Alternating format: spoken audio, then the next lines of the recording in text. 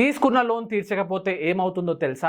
Life time CIBIL spoil అవుతుంది, ఇంటికి పోలీసులు వస్తారు, ఎఫ్ఐఆర్ అవుతుంది, ఇంటికి పోలీస్ వచ్చి అరెస్ట్ చేస్తారు, 5 సంవత్సరాల జైలు శిక్ష లేదా ఉరి శిక్ష పడుతుంది.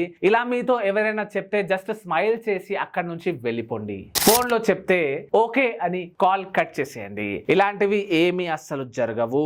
చట్టపరంగా లోన్ రికవరీ చేయడానికి ఒక ప్రాసెస్ ఉంది. అసలైన ప్రాసెస్ ఏంటో ఇప్పుడు తెలుసుకుందాం. ఫర్ ఎగ్జాంపుల్, ఒకవేళ ఎవరైనా తీసుకున్న లోన్ కు ఫస్ట్ 30 days లో రీపేమెంట్ చేయకపోతే తనకి బ్యాంక్ నుండి కొన్ని రిమైండర్ మెసేజెస్ రావాలి, రిమైండర్ కాల్స్ రావాలి. 30 రోజుల నుండి 90 రోజుల దాకా. దాని తర్వాత కూడా లోన్ కట్టకపోతే సార్ లోన్ పే చేయండి అని పొలైట్ గా చెప్పాలి.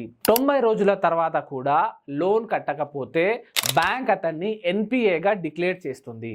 ఎన్పిఏగా డిక్లేర్ చేసిన తర్వాత ఇక్కడ లోన్ తీసుకున్న వాళ్ళ ఫేవర్ లో బ్యాంక్ సెటిల్మెంట్ ఆఫర్ ఇవ్వాలి.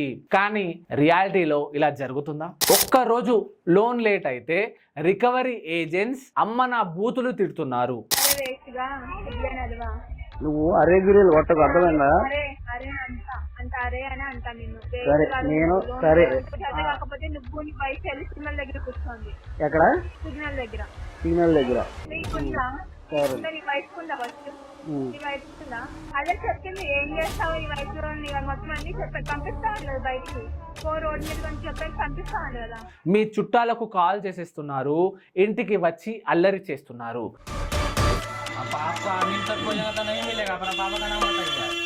కానీ మీకు చట్టం తెలిసి ఉండాలి. ఇలా ఎవ్వరూ చేయలేరు.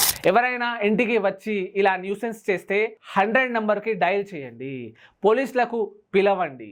ఒకవేళ మీ లోన్ ఎన్పిఏలోకి వెళ్తే ఈ సెటిల్మెంట్లో నెగోషియేషన్ టైంలో చాలా బ్యాంక్స్ మీరు ఇంట్రెస్ట్ ఇవ్వకండి, ప్రిన్సిపల్ అమౌంట్ తిరిగి ఇచ్చేయండి అని అంటారు. ఒకవేళ ప్రిన్సిపల్ కూడా తిరిగి ఇవ్వలేని సిచ్యువేషన్లో మీరు ఉంటే మీతో ఎంత అవుతుందో అంతా ఇస్తాను అనండి. కూరగాయల మార్కెట్లో మీరు ఎలా బేరం ఆడతారో అలా ఈ నెగోషియేషన్ కూడా మీ చేతుల్లో ఉంటుంది. మీరు ఎంత తగ్గించుకుంటే అంత మంచిది. అయినా కూడా కట్టకపోతే ఏమవుతుందో తెలుసా? మీకు మొత్తం 3 నోటీసులు రావచ్చు. ఒకటి ఎల్ఆర్ఎన్, రెండవది డిఎల్ఎన్, తర్వాత ఒక సెక్షన్ 138 చెక్ బౌన్స్ నోటీస్ రావచ్చు. ఇవి కాకుండా ఇంకో 2-3 నోటీసులు రావచ్చు. వీటన్నింటిలో కూడా అరెస్ట్ అవ్వలేరు. ఇవి బెయిలబుల్ కేసెస్. రీల్ చాలా ఇంపార్టెంట్, సేవ్ చేసుకోండి. లోన్ తీసుకున్న మీ ఫ్రెండ్స్ తో షేర్ చేయండి. ఇంకా ఏమైనా క్వశ్చన్స్ ఉంటే కామెంట్స్ లో అడగండి. లా తెలుసుకోండి, మీకు మీరే లాయర్ అవ్వండి. ఇలాంటి ఇంకా లీగల్ విషయాల కోసం మీ లీగల్ గురును ఫాలో చేస్తూ ఉండండి. Thank you so much.